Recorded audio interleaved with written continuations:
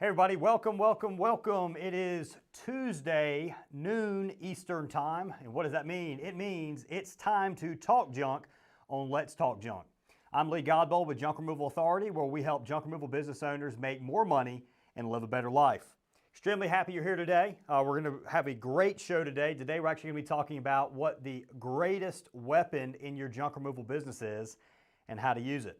Before we get into that, I do want to let everybody know the JRA Contact Center, we're starting to get a lot of calls and people getting ready for the upcoming busy season. I know a lot of you guys are slow right now, but in about 3-4 weeks, it will have picked up. We're in the short rows. There's a light out of the coming at the end of the tunnel. It's not a train for this upcoming busy season. The slow season is out soon. So when your phone calls start rolling in, it's easy to miss calls. That JRA Contact Center can help make sure we get those answered for you, and we actually book those on your behalf. So make sure to check it out. If you guys are interested, look in the description on this particular show. There'll be a link on where you can actually schedule an appointment to talk to somebody about finally getting free of your phone by using the JRA Contact Center. So, what is the greatest weapon in your junk removal business? I'm going to kind of ask that. Matter of fact, if you want to put in the comment, where do you think I'm going with this? What is the absolute greatest weapon that you have in your junk removal business? Is it your truck? Is it your employees? Is it Google Ads? Is it SEO? What is it? Paste that, paste your answer, what you think the greatest weapon is in the comment section on this. Here's what I'm going to tell you though. It's probably not what a lot of guys think about. Because this particular thing right here, most of you guys, you're concerned about, well, how do I get jobs? Well, what kind of truck do I need? Where do I take the stuff and unload it? How do I get more jobs done in a lesser period of time? How do I hire more people? A lot of you are asking questions around operations on your business, and you're ignoring what the most important weapon is in your business, which is this thing. It's your telephone. So some of you guys are going to listen to this right off the bat, and you're probably you might actually tune out. You're like, I don't want to talk about a telephone on a junk removal show. But what I'm going to tell you is, our junk removal business, Junk Doctors, we got it to almost $3 million a year in revenue. We got it $2 million within 6 years, $2 million a year in revenue within 6 years. And one of the best things we ever did is we knew how to use this. And when we figured out how to use this even better than we were before, our business really picked up because we were closing more jobs. So we're going to talk about exactly how to use this weapon today. This thing right here, it's a sniper rifle for some people. It's a BB gun for others. So if you put this thing if you know how to operate it, this thing will be a sniper rifle for your business. So what is the very most important thing that so many junk removal business owners do incorrectly? And not just junk removal business owners, but business owners as a whole. They don't answer their phone. The first thing is answer. I'm going to put the damn phone because it is so important that you guys do this. So we manage junk removal at Google Ads campaigns for, I think at this point, we're somewhere around 140-ish businesses. And we get call reports because we use CallRail or the JRA dashboard, which is CallRail. And it's amazing the number of people that sit there and they pay a lot of money on Google Ads and they're missing like 20% of their phone calls from Google Ads. So the very, very first thing is make sure you answer it. And there are tons of companies out there, 20% of the calls are going straight to voicemail. What you have to remember is until you've been in business for a while and you've got previous clients and you've built up a great reputation, so for you new guys, this is extremely important. When you are brand new or really at any point, if somebody's never used your business before, there's no loyalty there. If they go on Google and they search for junk removal, people are impatient. They're not going to wait around on you. They're going to simply go down to the next call in line on Google. So if you do miss a call, you need to make sure you return it back as soon as possible. The number one thing is trying to answer those just as often as you possibly can. So here's what I want to try out too. Throughout this episode, I'm going to cover some of the best practices on answering your phone for your junk removal business. If you'd actually like to try out your phone skills, we're going to give something a shot. You can actually post your phone number in the comment section. I may or may not pick up the phone and call you later on, and we'll actually test out some of these scenarios that we've got going on. My videographers will look at me like, wait a second, you hadn't mentioned anything about this, so we'll see if it works or not. But post your phone number in the comments. Any other questions you have, make sure you post in there as well, and we'll get to them throughout today's show. So the second key part of all phones is you got to be in control. When it comes to the relationship with your customer, you must wear the pants. If you don't wear the pants in that particular relationship, it's not going to end very well for you. You have to take control of the phone call. So what do I mean by that exactly? That means all the time customers call you up and customers call you up and the first thing they ask is, hey, I've got a couch I need removed. What do you charge? You don't want to answer that right off the bat. You don't want to put them in control. If you answer the very first question that they ask you, then you lose control at that point. So how do you handle that? So if a customer calls up and they say, hey, I've got some junk I need removed, what do you charge? First thing I'd say is, yeah, certainly I'd be happy to get you that information. First off, can you let me know what you have? Can you let me know where you're located? And how soon are you looking to get this stuff picked up? So you want to get that information right there off the bat. You've asked relevant questions and you've taken control of this phone conversation. We got some questions there, Matt? Some phone numbers for you. Got some phone numbers? All right, yeah, write them up there and we'll check them out here in just a minute. So, too many of y'all are kind of you're these big, strong dudes. You're these awesome junk removal guys. You work hard all day long and all, and you kind of wuss out when the customer gets on the phone. You let them really control the flow of the conversation, and by doing that, you're lowering your booking percentages by somewhere around 20%. So you could book almost 20% more jobs. So 1 out of every 5 you could book more of if you would just take control of this conversation. So when again, what the information you need to get right up front is where they're located, how soon that they're looking for you to come out, and what they have. You get those 3 pieces of information, you're gonna book a lot more jobs. The next thing, so take control is the second thing. The next thing is simplification. And what I mean by this is mainly around explaining pricing and then around getting pictures from customers. A lot of you guys want to constantly get pictures from customers. The reason you're wanting to do that is you want to be able to provide an estimate to the customer before you get on site, and then that way the customer is good with the price before you actually get there. A lot of people don't do this, but there is enough that do it that I want to make sure that we try and kind of keep you from continuing that practice. So let's address the price end first. When you guys explain pricing, what we hear a lot of junk removal business owners do is they make it way, way, way complicated. So the first thing you talk about is our trucks are whatever size, that's this many cubic yards. So for example, I heard some guy say, you know, we have an 18 cubic yard truck and we charge based on every 10th of a load. It's like our minimum is this, 1/10 is this, 2/10 is 150, 3/10 is this price. And he literally went through like 4 or 5 different of those price points. And he never equated exactly what size it was. He didn't talk about that we actually go and do the stuff for you. So he had this really, really crazy pricing explanation. All it did was confuse the customer. And one thing you always want to remember is a confused mind never buys. So if you confuse this customer, they're not going to purchase from you. So how do you explain this? The simplest way that we've ever found to explain pricing is to simply say, we charge based on the amount of space your items take up in our trucks. The trucks we have are 8 feet wide, 12 feet long, and 4 feet high. That's equivalent to about 6 pickup truck loads. And pricing is anywhere from a minimum charge of $125 up to a full load rate of $600 if you fill the truck all the way up. We do provide all labor no matter where your items are at. We're going to go get them for you.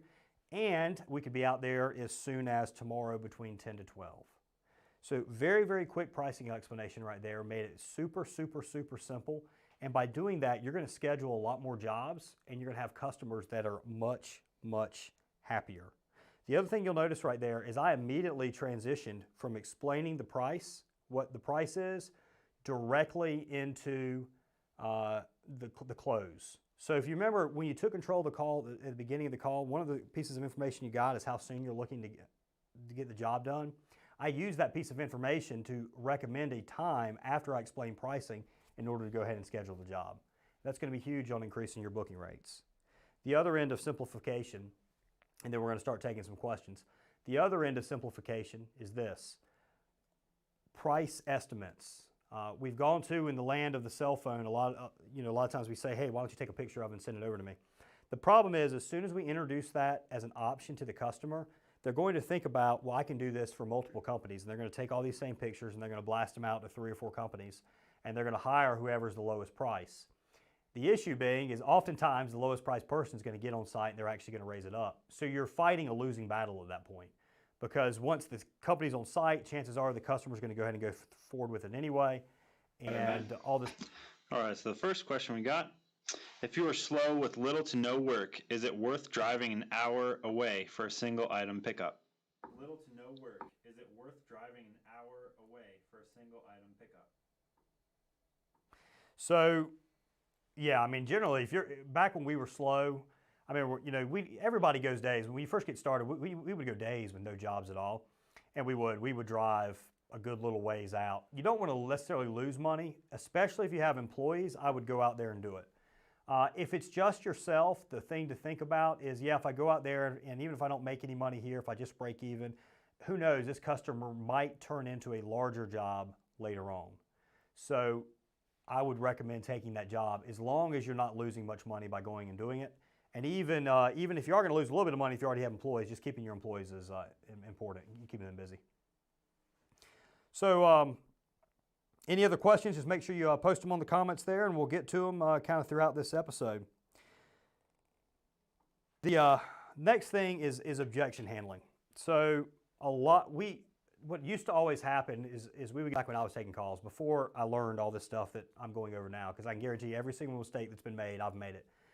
And what would happen is people would call and they'd say, you go through your entire presentation. One, I used to always pause after pricing. So I'd go through and at the very end of explaining pricing, I would just pause. And the pause was to let the customer actually comprehend what I was saying. And the problem is, as soon as you do that, just like with asking for pictures, you're making price the primary objective. They're focused in on price. So their first instinct is going to be to say, hey, thank you for the information, I'll call you back. And we would get that all the time. We were pausing after pricing. They'd say, thank you for the information, I'll call you back. And what would I say? I'd say, okay, that sounds good. I look forward to hearing back from you then. The problem is they never called back. So we would put all this effort into all these phone calls, spend all this money on advertising, and they would tell us, hey, let me call you back. And we would take that answer and we would not even kind of counter it, not offer them an alternative. So we were just trying to be super, super nice. We weren't in control. We were reactive to the conversation. So what we do is you transition from that pricing directly into scheduling. If they then give you an objection, and the most common objection that you're going to have is, let me check with someone, or let me check my calendar, or potentially I'll call you back. So what you always want to do, it goes back to the beginning of this phone conversation, is you want to use their timeline to your advantage. So if they call up and they say, hey, let me check with my husband and I'll call you back. Be like, yeah, Tracy, I certainly understand that. Here's my suggestion though. I know you want this done within the next 2 days. Why don't we go, I've got some openings tomorrow, but we're really busy. Why don't we go ahead and get you down for like a 10 to 12 slot tomorrow? Check with your husband. If that's good with him, then we'll keep it. If not, call us back and we'll work something out. How's that sound? You'd be amazed at how many people will go ahead and schedule after you give them that, after you handle that call that way. You do the same thing with the calendar. If they're not sure of their availability, that's made up anyway. They know if they're available or not. But if they're not sure of their availability, go ahead and use your availability to the advantage as well as their timeline. Chris says, so what you're saying is it's better to set up an at-home estimate because you're more than likely to get the job if you're there. More than likely to get the job if you're there.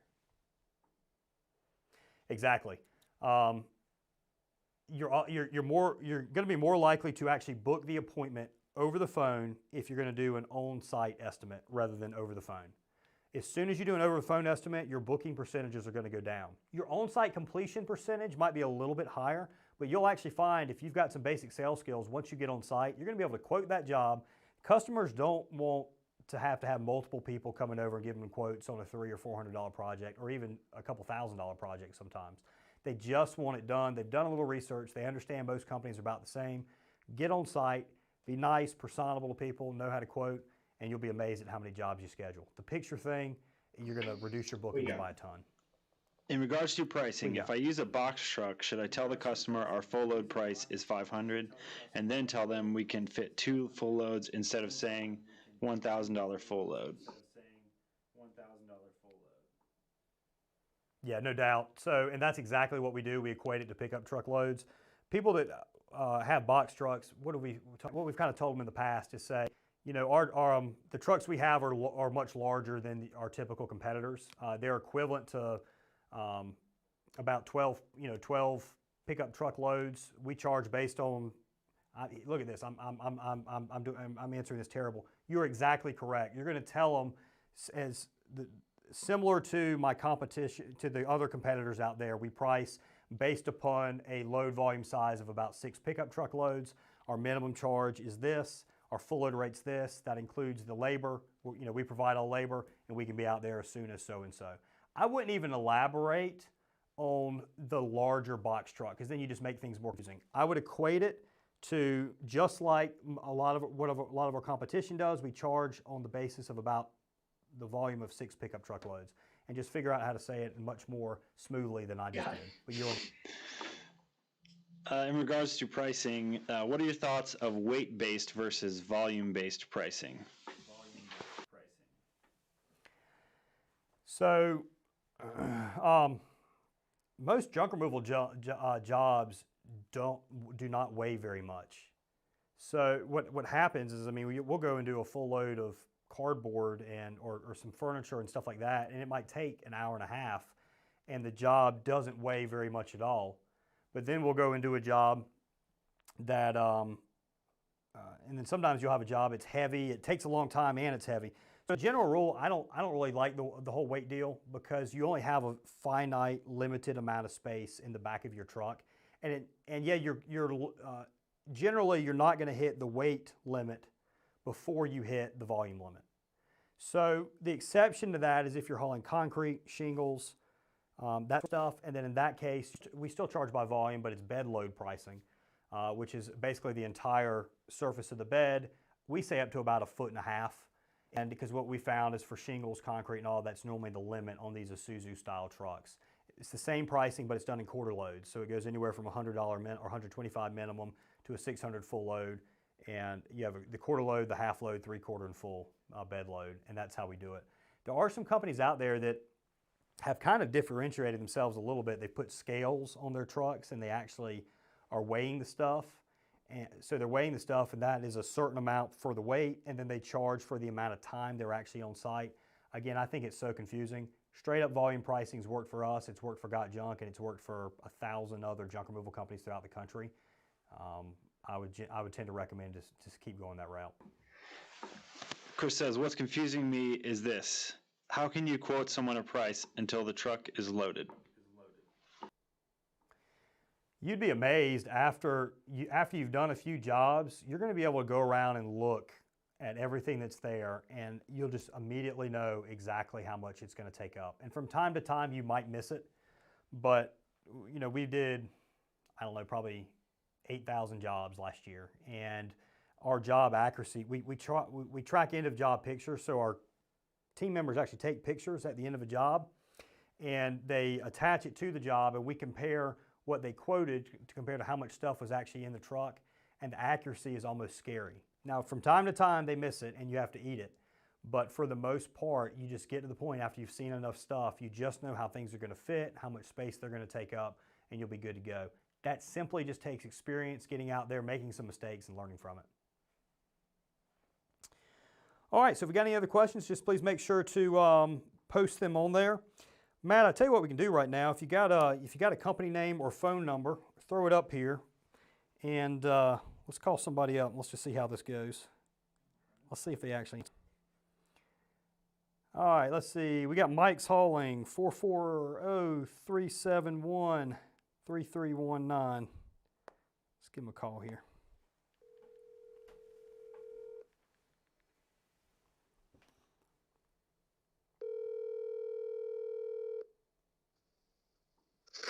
Hello, Mike's Hauling Services. Hey, look at that, he answered. What's up, Mike? It's Lee with JRA, man. Hey, how's it it going? This is Storm. I actually work for Mike. Oh, How's it going with you? sounds good, Storm. Good talking with you. So, are you watching the show right now, or is it Mike that posted the phone number on there? I'm watching the show right now. Cool. You got any questions so far on anything? I'm glad you were able to touch base on, the single item pickup,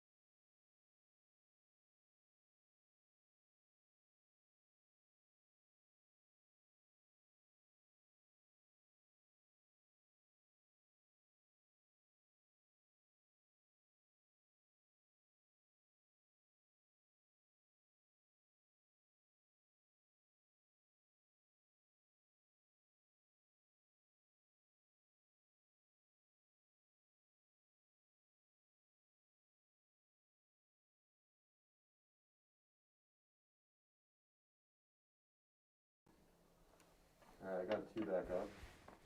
Test. You got me? I think. Are you hearing anything? I think we might have that.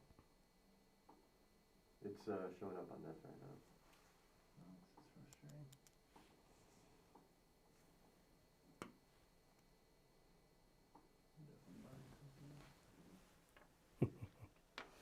frustrating. Need to back up. Jesse says back. Back up and running. All right.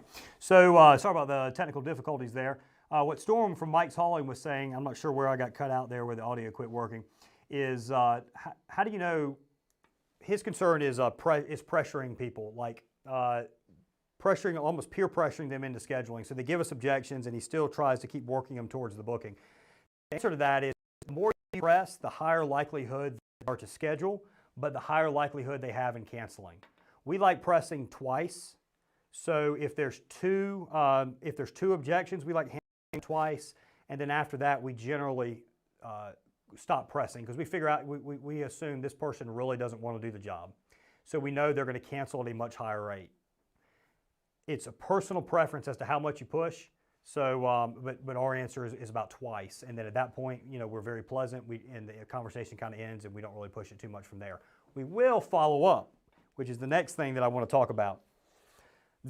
One of the largest, or one of the most important things that you can do to schedule more jobs that almost no junk removal businesses do, and we didn't do for a long time, this has been recent, is follow up. And what I mean by that is once you've had customers have called in, later that day or the next morning, you should pick up the phone and say, "Hey Steve, this is Lee over here at Junk Removal Authority. You see that you called in yesterday. We spoke about your junk removal job over in Nashville, and just wanted to check in. I noticed you didn't schedule. Just wanted to see if you've got, if there's anything that we can kind of talk through, and if you've been able to get that taken care of for you yet." So that call right there, you're going to increase the number of your bookings quite a bit, and continue that. So if they don't pick up the first time, call them again later. So you can we call people up to 2 days after their initial phone call, because we figured out most people, if they don't book within that 2 days, they've already gotten it done or they decided against it. So you'll call a couple times until you get up with somebody.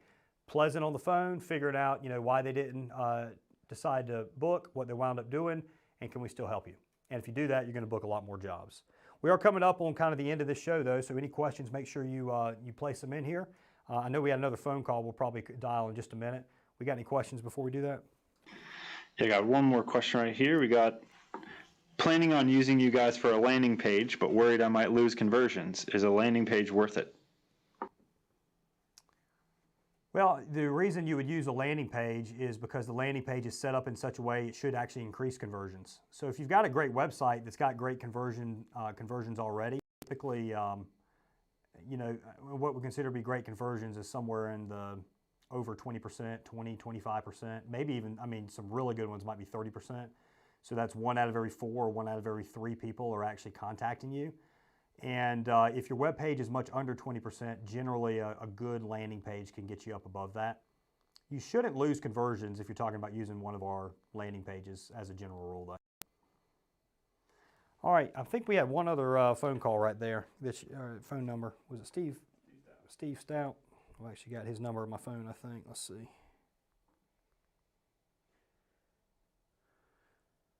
I got a different one that's up there. All right. So 727, what does that say, Matt? 727-477-8584.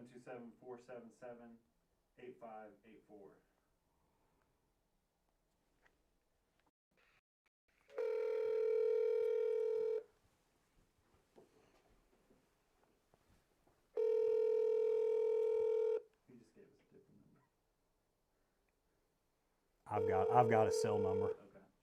Let's see if he answers. Thank you for contacting Junk Reduction. My name is Joe. How can I help you? Hey Joe, this is Lee with Junk Removal Authority. You're actually on a live show right now. Steven put your number up here. He wanted to test to see if you actually answered it, and you answered. So good job on that. Okay. Yeah. No, I've been answering all the calls. I only missed one because I was on the phone with another customer. Okay, that sounds good. I'm calling back.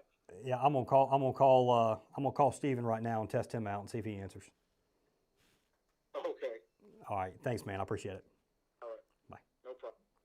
All right, so let's call Steven here. Let's see if he's available. 282-4785. I've got 439. Well, I don't want to say this on live. Okay. What do you have? Steve just gave me 727-282-4785. All right. Got another one too if you want. Steve, how many phone numbers you got, man? Hey, thanks for calling us for your junk removal needs. This call will be recorded for monitoring purposes. Yeah, that one probably would have gone through. So anyway, yeah, Steve. So Steve, great job answering there. We have one other one. Is that Junk Hunter? Hunter, yeah, Junk Okay, Hunter. sounds good. What's that phone number? 925 286 286 9909. I see what Steve did there. He forwarded over to the contact center number. I just figured that out.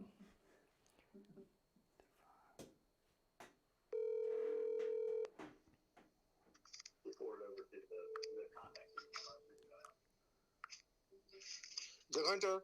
Hey, this is Lee with Junk Removal Authority. How you doing? How you doing, buddy? Good, man. I appreciate you watching here.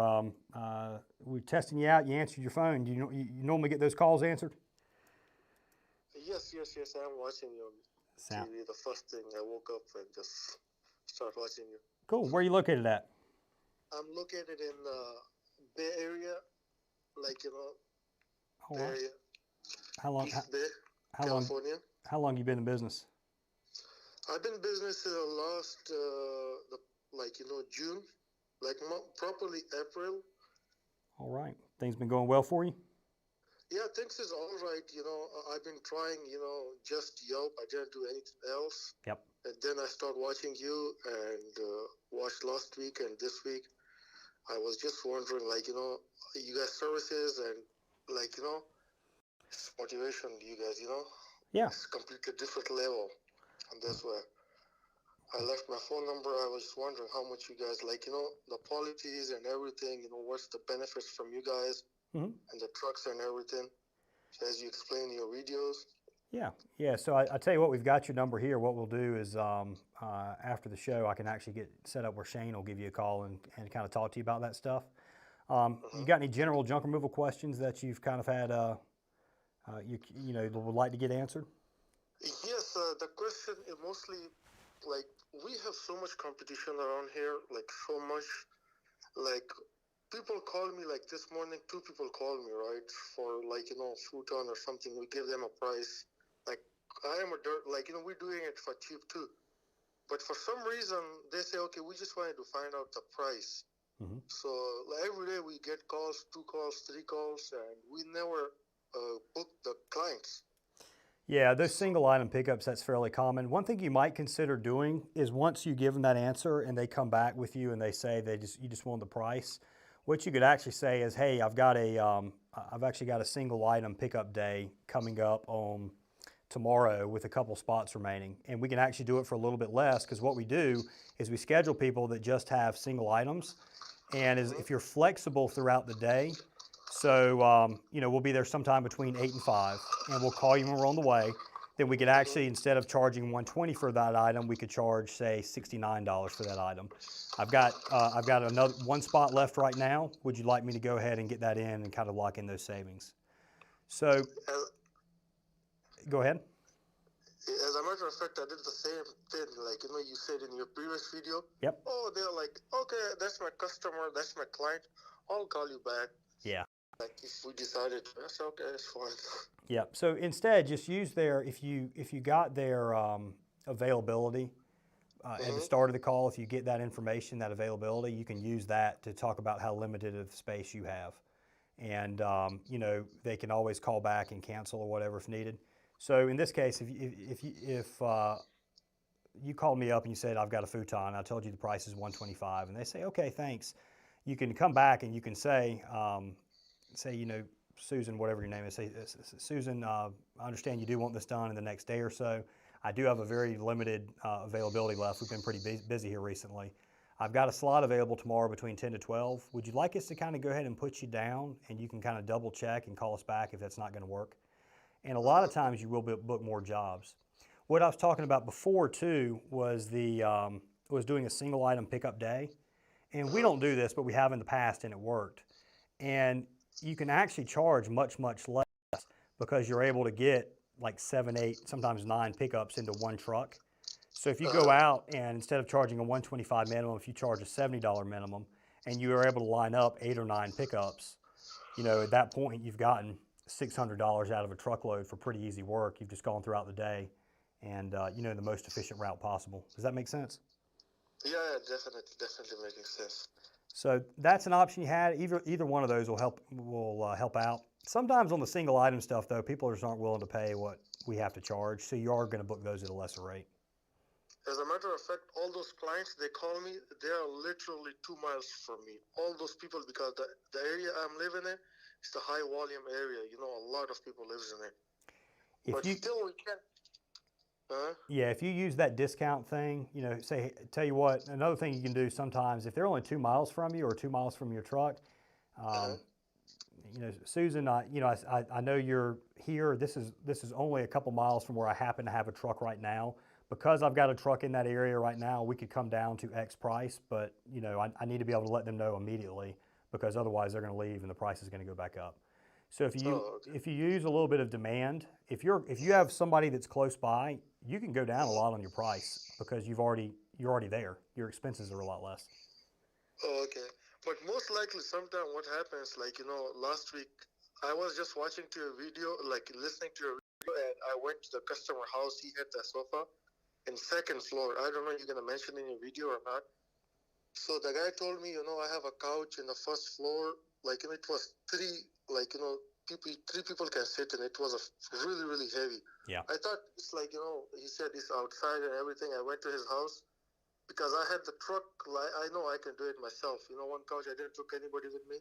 When I got to his house, the couch, the price I gave him, like $120. It was 2nd floor and it was so heavy. By the time I was like, he said, okay, I'm going to help you if you can do it for $120. I said, okay. So by the time I took it out from his house, the 2nd apartment, there was one scratch, really tiny scratch on the door. And that guy mad at me, and he was like, I'm not going to pay you anything. I'm going to report you and blah, blah, blah. You know, in that situation, what should we do? And he didn't pay me anything. I had to take everything. And he was like, blackmailing me, and Yeah. it happened to me a couple of times. Yeah, Like, you really need, having customers help you load stuff is, it's a little dangerous in terms of a liability standpoint. If that customer were to get injured, you're kind of opening yourself up to liability. And the other part is also, these guys aren't professional movers. So if he's sitting there helping you move stuff out and damages something, he might blame you, even though it might have been his fault. And then, then you kind of on the other end, you've got also is a lot of these guys, they don't want to. The reason they're hiring a junk removal business is because they don't want to provide the labor. So I used to do the same thing when we first started. It was just me going out in these jobs. Customers would help. Now, we charged a lot less, but customers would help. And a lot of those guys never called me back and booked again. We started getting repeat business when we started being full service, and we brought guys that did everything, and the customer just sat there and watched. And it's just much, much safer that way. Like, my question was, like, if they lied to you on the messages, like, he lied to me, like, it's the first couple steps. Yep. But it was actually, I asked him a couple times, like, it's the second floor. I went to his house, but it was second floor. In that situation, what should we do? Like, you just bump the price all the way up, or we shouldn't even, like, if it comes to liability? Well, if you have the capability of going ahead and getting the job done properly, you would charge extra. So I mean, if a customer tells you over the phone one thing, and it's and you base your potential price off of what they told you, and you got there and it's a completely different situation, then you would just kind of politely explain that to them. That also goes back to, you try not to give pricing over the phone. Try and do it on site. That way you can actually see everything, and you're relying on what you see rather than what the customer's telling you. Oh, okay. Does that make sense? Definitely makes sense. All right, man. Well, I appreciate you calling in and watching. And if we can do anything for you, just let us know. I've got you, or Matt's going to get your information over to Shane to give you a call, and we can kind of talk about any services you might be interested in doing with us. Perfect. All Thank you, Godbold. Thank you. All right, thank you. Bye-bye. Bye-bye. Good stuff right there, guys. We got any other questions or anything? So, hey, let us know what you think about today's show also. Even if you guys don't have questions, just kind of give some feedback on today's show. It's always nice to hear if you find what we're putting out is valuable. All right, so we've got, when starting a new junk removal service, most folks tend to start out on the truck to stay profitable. Is it possible to hire a few guys right out of the gate and still remain very profitable? Well, remaining very profitable with a bunch of guys working for you right at the start, the answer to your question is no. You can make a little. You can still be profitable and make a little bit of money when you first going with multiple staff members, but it's definitely going to cut back how much you're going to earn.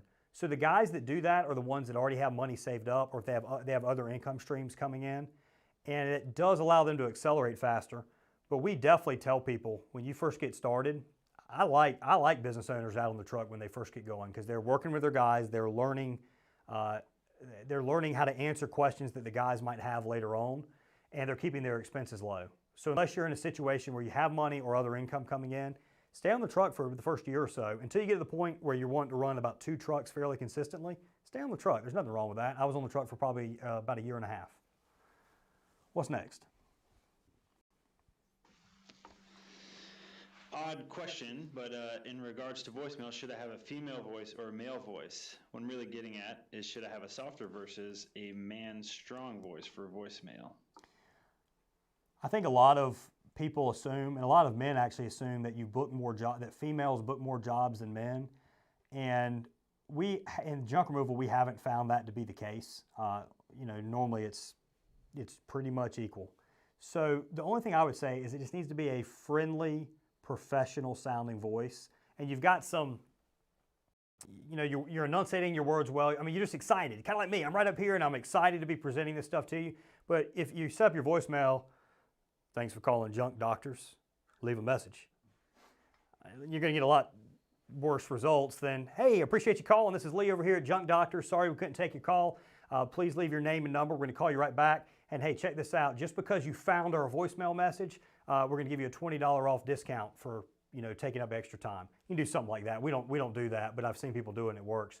But hey, friendly, friendly is where it's at. Friendly, sound like it's somebody you want to do business with, sound excited, and you'll have good results if it makes it to voicemail messages. Try not to send it to voicemail, but inevitably it's going to happen sometimes. We all know that you might go 2 hours without a single phone call and you get 10 in 4 minutes, and that's hard to keep up with. We've got how many jobs can one of your truck teams do on average in a day? It depends on the size of the jobs.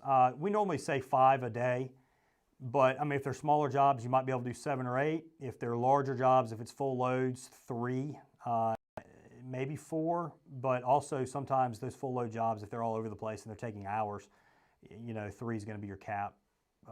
Occasionally even 2. We plan for 5 per day, and that's normally how it averages out. What are your thoughts about scheduling pickup days for apartment complexes? If you get enough apartment complexes, yeah, I mean, it works great. The nice thing about apartments is, as a general rule, most of your apartment jobs are going to be items located in trash corrals. So, all right, I guess my question is, are you talking about for the tenants or for the landlords? So in the case of the landlords, most of the stuff's in a trash corral. They say, hey, I need a pickup, and you can get out there in the next day or 2 at any point and pick them up. So if you get those apartment jobs, those things are awesome because they're normally full loads, and they're generally, you don't have to schedule an exact time. They're very, very, very profitable, except for the fact a lot of times they have bed bugs. But other than that, it's a very, very profitable and easy job. In the case of tenants, never tried it. We like doing the single item pickup days, and we treat a tenant or a homeowner as pretty much the exact same. So if they're wanting to get rid of stuff, you would just schedule them as normal. If you wanted to do a single item pickup day, you would just treat them like you would a homeowner. Couple more. Okay, cool. How do you schedule jobs that are booked far out, but you'll like to move them into one-day pickups? So I'm assuming what you're asking there is a customer wants a job. I'm going to need a little more clarification here. I'm going to try and guess, but you're saying a customer wants a job done several weeks out, but you want to do it sooner. So that you can talk about, instead of it being a couple weeks out, we have some openings closer in. Would that work? But oftentimes the reason somebody's scheduling several weeks out is because they're not going to be ready until then. So you can mention it, and maybe occasionally you get it scheduled, but oftentimes it's not going to work out for you. That being said, you do want to schedule appointments as close in as you can. If you can get a job done, or if you can get to a customer within 48 hours of them calling you, you're going to close that job at over 95% of the time. So that means they're not going to call back and cancel, and they're going to move forward on site. If it goes out beyond 48 hours, it starts dropping down to 70% and then 50% really fast. So you do want that very quick turnaround time. That's why it's so important to have the trucks and the people to be able to do same and next day pickups. Anything else, sir? Yes. Should I have a voicemail in English and Spanish, being that I'm in Florida, a huge population of Hispanics, states like Texas, California, who have these huge populations? Yeah, I mean, we find bilinguals is important in certain areas, your California, part of Texas, and into Florida. That being said, the majority of the jobs you're going to get, the vast majority of the jobs you're going to get are English-speaking customers for one reason or another. So if you can add that in, that's excellent. Just make it quick. You don't want your voicemail message to be very, very long. So find a way to be personable, be happy, and just have that message be fast, and you'll find it'll work. Do you give apartment complexes a discount price? If they use us quite often and there's stuff outside and we feel that it's necessary in order to land their business, yes. Sometimes like a 10% discount. But we've got plenty of apartment complexes that pay full retail, and they're perfectly happy, been using us for years and years. We kind of treat it on a case-by-case basis. Have you thought about making a Spanish version of the video training series? That's actually an excellent idea. We would need somebody. I mean, yeah, that's a good idea. I guess I have, but it's not on the it's not on the immediate agenda. But it wouldn't be. I don't think it'd be all that difficult to do either. So we can talk through it. So anyway, guys, Every Tuesday, 12 noon Eastern Time, we talk junk on Let's Talk Junk. Again, I'm Lee Godbold with Junk Removal Authority. Appreciate you joining us today on learning how to use the ultimate weapon, which is your telephone, for your junk removal business. Hope you found it helpful. And remember, as you guys get busier this year, you don't want to miss calls and you don't want to be a slave to this thing, because sometimes it's going to ring at lunch, dinner, all the time. Our contact center can help you out there. We've got people located, or we have customers throughout the country. We answer their calls. We use your business name, know your schedule through WorkEase, and we get people scheduled, and all of a sudden jobs appear on your calendar and you never see this thing ring. So hey, there's a link in the description if you want more information of it. You can schedule an appointment to talk with somebody, get more information. Again, I'm Lee Godbold with Junk Removal Authority, where we help junk removal business owners make more money and live a better life. We'll see you next Tuesday.